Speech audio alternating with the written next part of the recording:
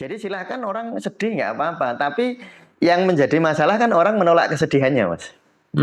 Misalnya ada orang sedih, terus dia nggak mau sedih. Nanti akan muncul dua emosi, Mas, yaitu sedihnya tadi dan rasa nggak mau sedih itu. Duh, bingung ya, Mas. Ya kan sedih, Mas Wayan misalnya sedih, terus nggak mau sedih. Oh iya iya. Nah, nggak mau Aku sedih. tak mau sedih. Nah, nggak mau sedih itu kan emosi baru. Nggak mau sedih itu munculnya bisa sedih baru, bisa kecewa, bisa marah, bisa jengkel, bisa macam-macam, Mas. Nah, nanti jadi dua emosi. Makanya yang saya sering sampaikan ya, saya sering nyampaikan ya, kalau kita berzikir atau relaksasi lah, ya relaksasi itu kan secara fisik maksudnya ya. Iya. Secara fisik kita relaksasi gitu. Yang paling sering diperhatikan itu ini. Gitu, makanya kalau mau relaksasi atau mau apa nafas itu pertama caranya ya ini tak kasih tips. Yang 13 latihan panduan praktis menuju fana ya. Jadi ada 13 latihan ya, latihan menuju fana. Nah, mengapa orang nggak bisa fana? Karena ada bahasa. Saya sering merasa begini, jangan-jangan yang disebut ibadah daim atau sholat daim itu ya dengan diam. Dengan diam maksudnya. Daim dengan diam. Nah, itu bisa ya dilatih begitu, riadohnya gitu. Jadi gini, kalau ada kesempatan untuk tidak bicara, bukan kesempatan bicara lah ya, janganlah bicara, jangan nyari-nyari pembicaraan gitu. Jangan golek omongan. Nah, jadi misalnya ada kesempatan 2 jam nggak bicara, coba diam. Diam ininya dulu. Nanti kan melatih ini, Mas. Melatih diri. Termasuk diam itu nggak membaca ini loh ya, nggak lihat.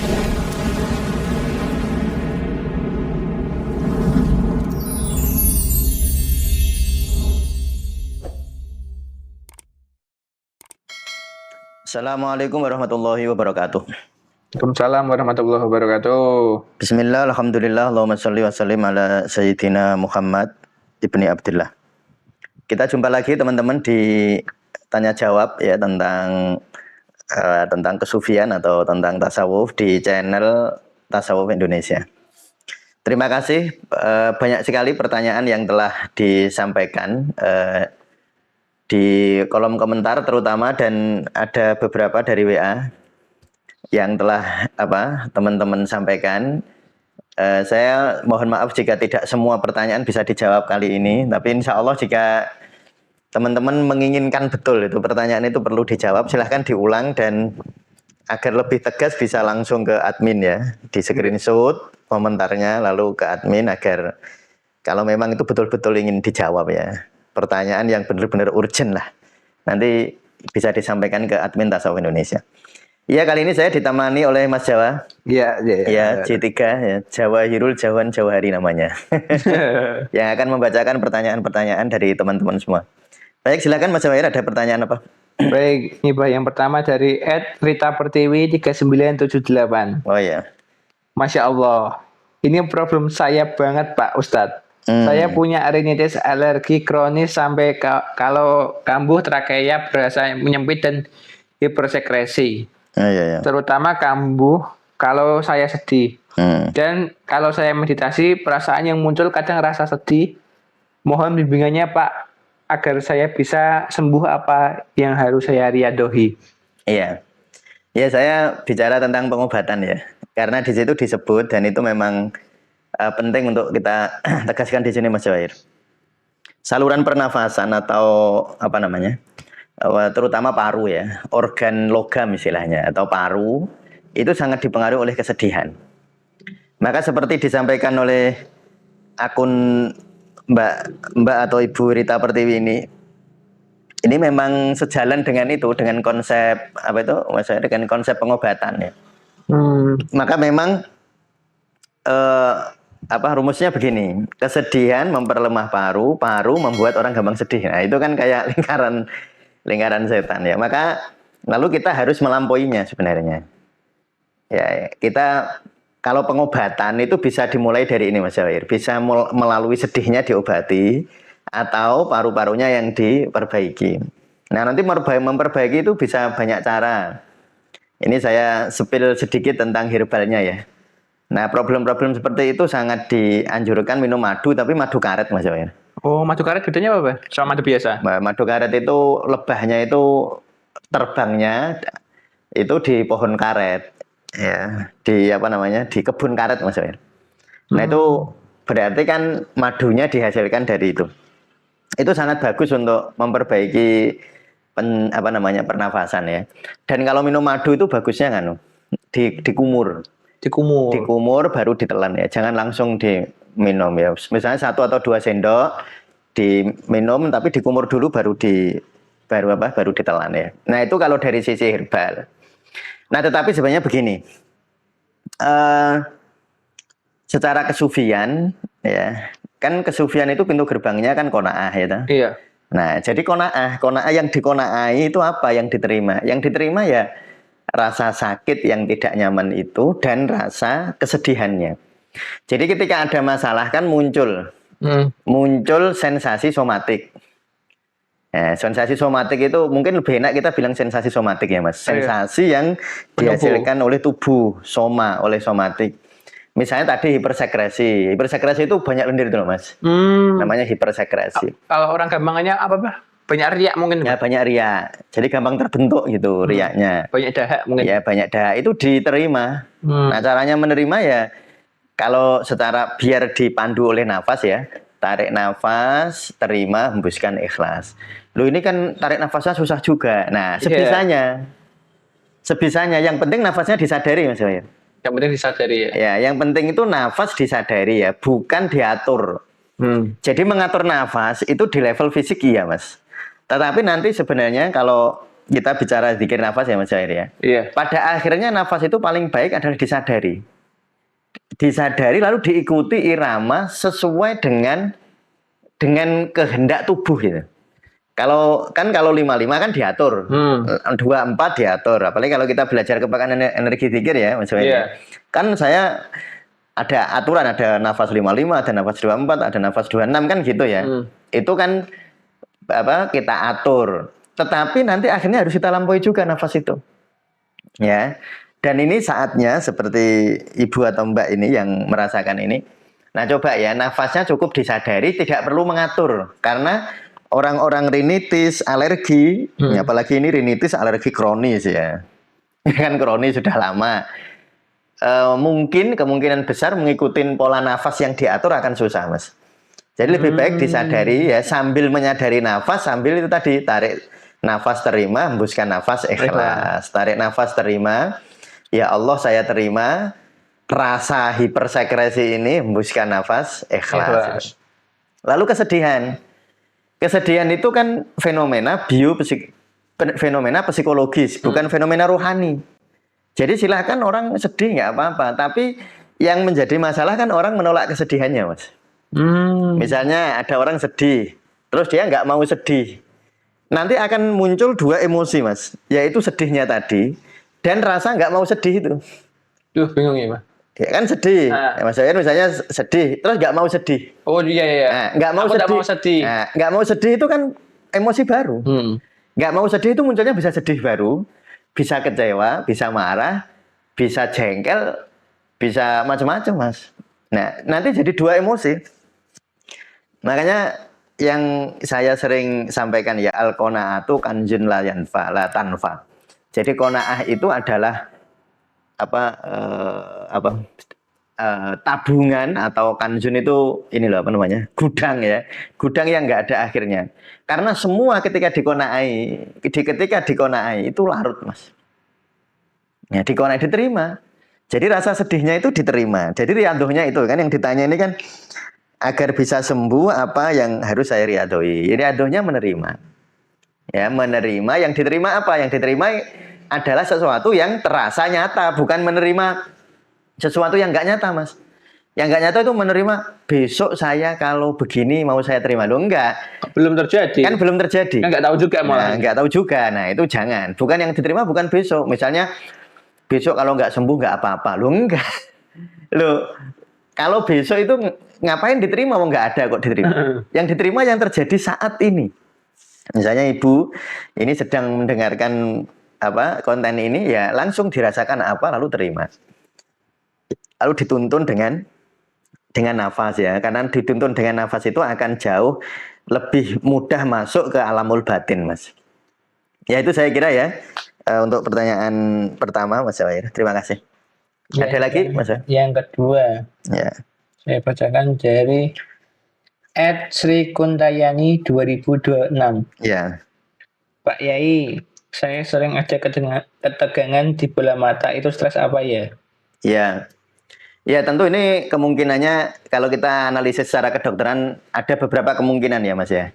Kemungkinan memang ketegangannya di otot ini. Otot mata. Saya kan tidak mengerti ini. Yang dimaksud tegang di mata, di bola mata itu kan bola mata itu ada ototnya Mas. Jadi ada ketegangan di otot, ada ketegangan di dalam bola matanya gitu. Kayak di belakang di dalam gitu, Pak. Ya itu kan kalau kayak gini kan harus pemeriksaan dokter atau pemeriksaan ahlinya ya. Misalnya glukoma. Glukoma kan ketegangan di dalam bola mata. Iya. Tapi ada ketegangan di ototnya. Otot di luarnya ini, Pak. Nah, di otot ini. Nah, tetapi tentu kita nggak bahas di situnya ya. Yeah. Itu kan bahas kemungkinan-kemungkinannya. Dan tidak perlu larut pada kemungkinan. Karena mungkin. Ya, kan mungkin itu kan sesuatu imajinatif. Iya. Ya nggak perlu larut di sana kan nggak ada. Kan relatif. Kan relatif ya. Ya sesuatu yang dikira-kira kan. Nah itu makanya ya sudah. Nah terus yang kedua nasihat saya yang mungkin penting ya secara fisik. Teman-teman apa nih ibu ini Bu Sri Kuntayani atau Mbak ya? Mbak ini. Coba nganu Mas Jawair. Mas Jawair mungkin sering lihat saya pakai penutup mata ya. Iya ya. Ya kan saya sering pakai penutup mata. Beri di nganu apa namanya di toko online itu banyak penutup mata tidur gitu. Jadi kalau pas nggak ngapa-ngapain ditutup matanya. Jadi gini, mata itu tegang karena cahaya, Mas. Jadi mata itu bekerja kalau ada cahaya. Kalau nggak ada cahaya dia rileks. Nah itu ya. Kalau mulut tegang kalau ada makanan. Ya kan? Hidung bekerja jika ada udara. Maka kalau orang melambatkan nafas, itu saluran pernafasannya istirahat, Mas. Jadi diet itu bukan hanya diet makanan loh, Mas. Diet nafas juga penting. Nah, terus kalau ini diet mata karena matanya tegang. Ini menurut apa pernyataannya kan begitu ya. Pernyataan mata tegang. Nah, itu kemungkinan bisa ketegangan biasa. Ketegangan di bola mata. Iya, di bola mata ya. Itu tadi kan bola mata itu kan pernyataan, tapi belum tentu loh itu. Oh iya. Rasanya di bola mata ya, mungkin enggak kalau mungkin enggak secara kedokterannya. Ya, karena pemahaman orang bola mata kan beda-beda. Nah, makanya untuk pasti diagnosis fisik ya ke dokter mata lah itu kalau. Tetapi kalau secara apa namanya tadi secara tasawuf ya. Begini, sebelum saya tasawuf, secara ini dulu, secara ilmu relaksasi. Nah, ilmu relaksasi pakai penutup mata. Penutup mata ya, penutup mata. Pakai timun, Bang. Ya bagus sih. Nah, penutup mata dulu. Mas Jawair sudah sering lihat timun ya. Nah, pakai penutup mata yang sering saya pakai atau pakai kain aja gitu. Kalau nggak ada kain ditutup biar mata ini tuh tidak memproses cahaya. Kalau memproses cahaya kan capek. Capek terus. Jadi paling bagus yang kedua pakai timun. Nah, seperti Mas Jawair tadi. Iya. Timun diiris gitu. Nah, terus ditempelkan aja. Nah, itu sangat bagus ya untuk mengistirahatkan otot-otot bola mata ya. Nah, kalau secara tasawuf gimana? Tadi pertanyaannya apa, Mas? Itu stres apa ya? Ya, mungkin stres. Ya, ini juga mungkin ya. Istilahnya masih mungkin ya. Jadi memang mungkin stres. Ya, misalnya contoh ya, ini contoh. Saya tidak mengatakan bahwa ibu atau mbak ini itu begitu enggak ya. Ini contoh. Misalnya orang itu sering marah. Orang marah matanya melotot nggak, Mas? Iya. Misalnya tiap hari itu misalnya Nyon Sewu seorang guru. Nah, misalnya seorang guru ya. Guru itu delalah di kelasnya. Menurut guru itu banyak murid yang menjengkelkan. Kan melotot terus, Mas? Iya. Ketemu muridnya melotot. Nah, capek nggak kira-kira? Capek lah. Ya capek. Matanya capek. Capek. Nah, yang kedua melatih memandang secara sudut luas. Jadi kalau orang fokus, Mas, begini, saya misalnya lihat Mas Jawair gini, ini kan fokus, Mas. Yeah. Nah, namanya fokus kontraksi, betul nggak? Betul. Fokus itu kontraksi. Nah, makanya relax itu jangan kontraksi mata itu. Jadi kalau lihat, seakan-akan lihat depan, tapi lihat semuanya. Nah, sudut pandangnya luas, biasanya lebih dari 180 derajat. Ini saya bisa melihat tangan saya gerak-gerak ini. Ini kan 180 derajat, bahkan belakangnya saya bisa ada apa namanya objek yang kelihatan ya. Nah itu namanya jangan terlalu sering melotot. Melotot bisa karena stres ya. Jadi bisa stres ya, ya bisa betul. Nggak mungkin. Nah misalnya marah. Kalau secara ilmu pengobatan timur mas, ilmu pengobatan timur itu misalnya gini, mata dipengaruhi oleh liver. Liver itu yang mempengaruhi ketegangan relaksasi mata itu liver mas. Liver dipengaruhi oleh kemarahan.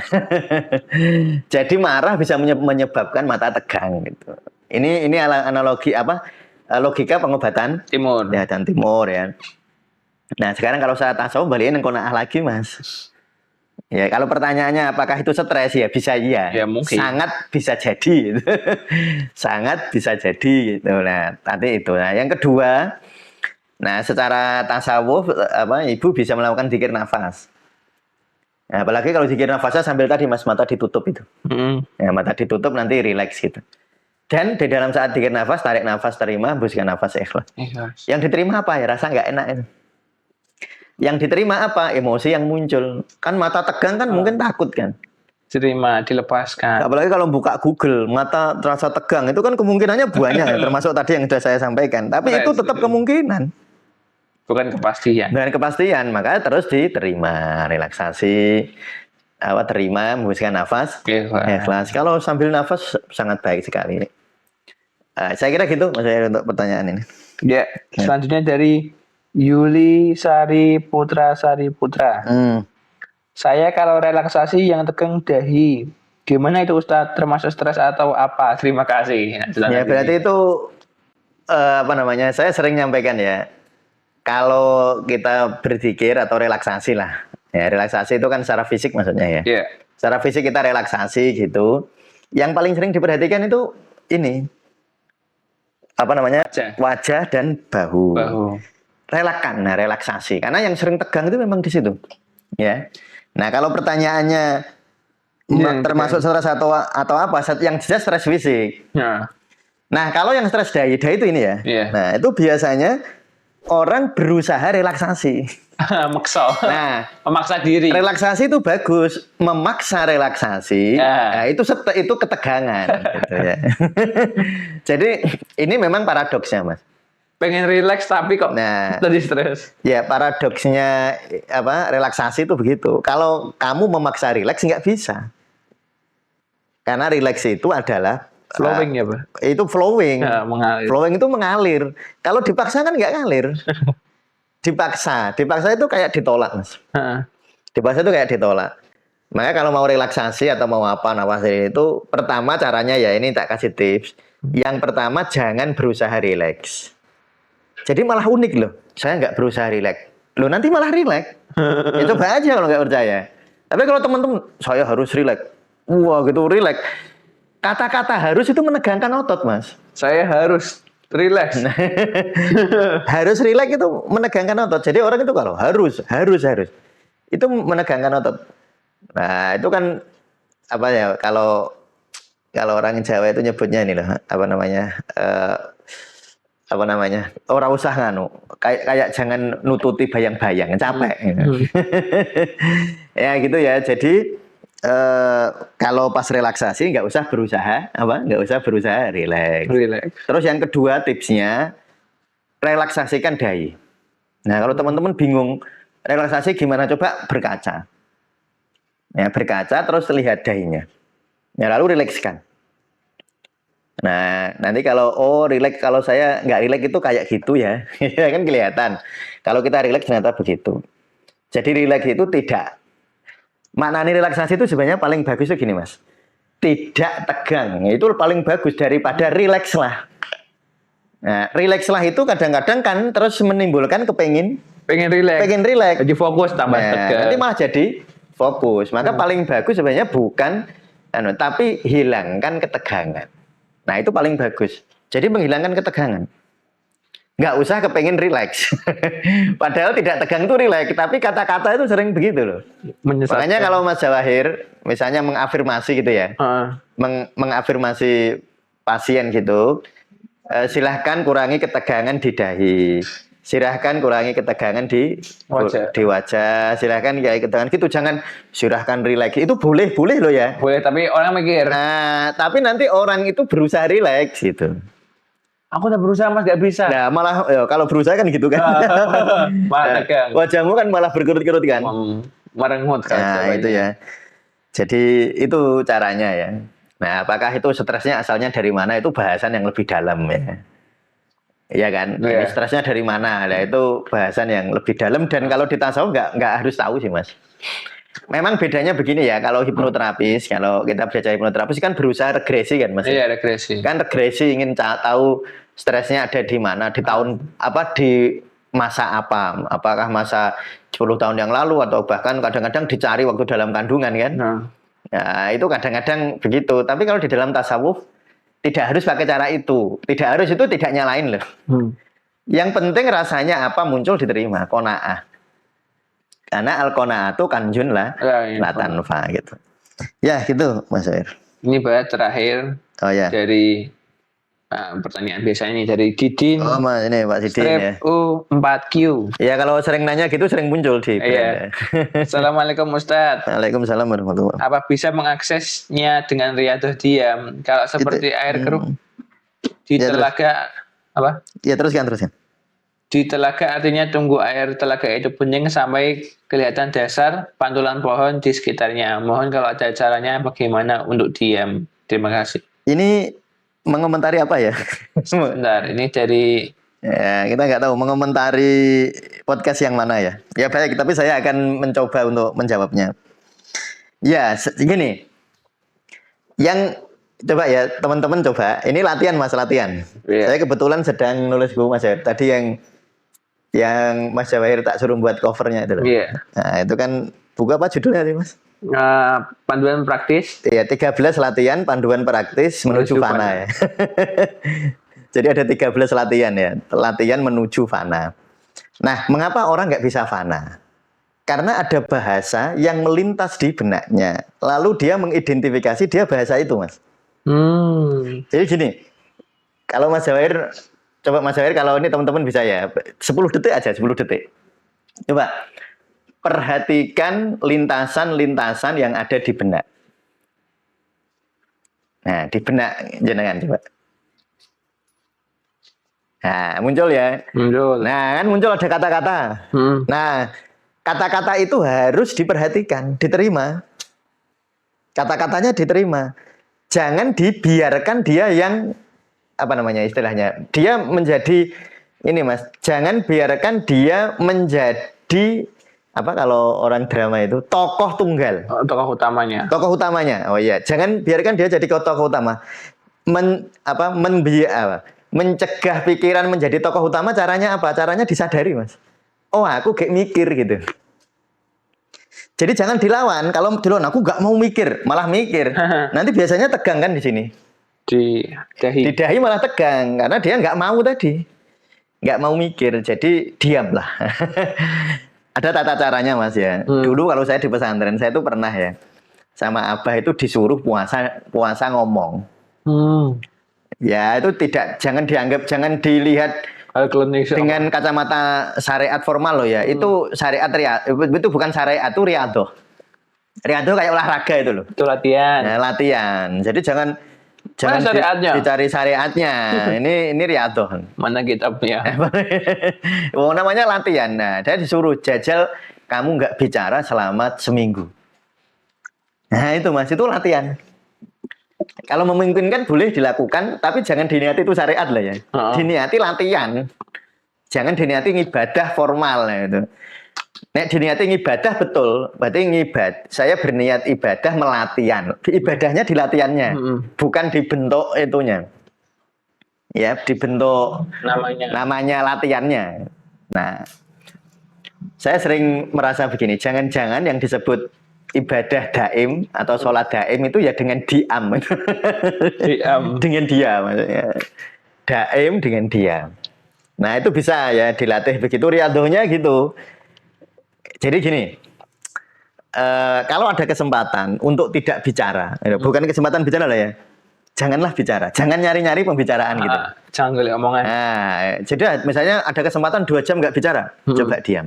Diam ininya dulu. Nanti kan melatih ini, Mas. Melatih diri. Termasuk diam itu nggak membaca ini loh ya. Nggak lihat YouTube, nggak membaca apa namanya? Nggak membaca tulisan, komen-komen, nggak baca, itu termasuk diam. Termasuk nonton scroll reels Instagram, Facebook, TikTok. Wah, itu malah brain rot, Mas. Itu nanti pembusukan otak. Jadi kalau kita melihat sesuatu itu terlalu sering scrolling, terlalu cepat gitu, ya. Apalagi kalau lebih dari 4 jam sehari, Mas. Wah, itu brain rot. Brain rot itu pembusukan otak. Iya. Mengkeret otaknya. Cuapek betul. Ya. Nah, jadi diam itu maksudnya bukan hanya mulutnya yang diam, indranya, Mas. Indra tubuh semuanya. Iya, jadi mata, lidah ini diam, kecuali yang masuk tanpa kita ingini, misalnya suara mobil lewat, suara angin, kalau itu sih nggak apa-apa, aroma, tapi nggak berusaha mendengarkan. Termasuk berusaha mendengarkan pembicaraan orang lain atau musik atau apa, termasuk itu. Jadi coba itu puasa gitu. Puasa diam, nah, itu bagus ya, puasa diam. Nah, riadohnya, latihannya begitu, itu latihannya ya. Jadi dan itu nggak perlu ijazah, Mas. Cuma gitu aja ijazah. Itu dilakoni aja latihan diam 1 jam, nah, gitu. Latihan diam. Jadi sudah pokoknya ngapain aja, apa di masjid duduk gitu. Nah, terus santai gitu, nggak berusaha mendengarkan apa-apa, nggak berusaha melihat apa-apa, tidak berusaha ngomong apa-apa. Kecuali ada orang lewat terus disapa, kan nggak berusaha itu. Aduh, Mas Wahir mau beriteng pundi, niki beriteng masjid lah, nggak apa-apa kalau itu. Yang saya maksud itu kan bicara yang malah diam. Malah pendiam, itu masalah. Malah didemek raimu gitu. Jadi panas sih. Ya gitu ya, mungkin jawaban saya karena saya nggak tahu ini mengomentari yang mana, karena ini di screenshot ya. Iya. Ya, tapi saya kira gitu. Kalau Pak Didin atau Mas Didin kurang puas ya, bisa diulang lagi pertanyaannya. Sambil di ini ya. Di video yang mana? Di video yang mana? Ya, video yang mana gitu agar jawaban saya bisa lebih fokus ya. Terima kasih Mas Jawair untuk kali ini. Silahkan teman-teman yang punya pertanyaan ya bisa dicantumkan di kolom komentar. Iya. Atau mengenai video apa gitu ya, Pak? Linknya bisa ditaruh apa? Terus maksud saya begini, kan sering nggak lihat kita ya. Nah, kalau memang pertanyaan itu sangat penting bagi teman-teman, sangat penting kan, ada pertanyaan yang penting, ada yang dijawab alhamdulillah nggak apa-apa. Tapi mungkin ada pertanyaan yang menurut teman-teman penting, biar lebih jelas itu langsung ke admin. Ya, screenshot ke admin. Ya saya kira gitu. Terima kasih. Assalamualaikum warahmatullahi wabarakatuh. Waalaikumsalam.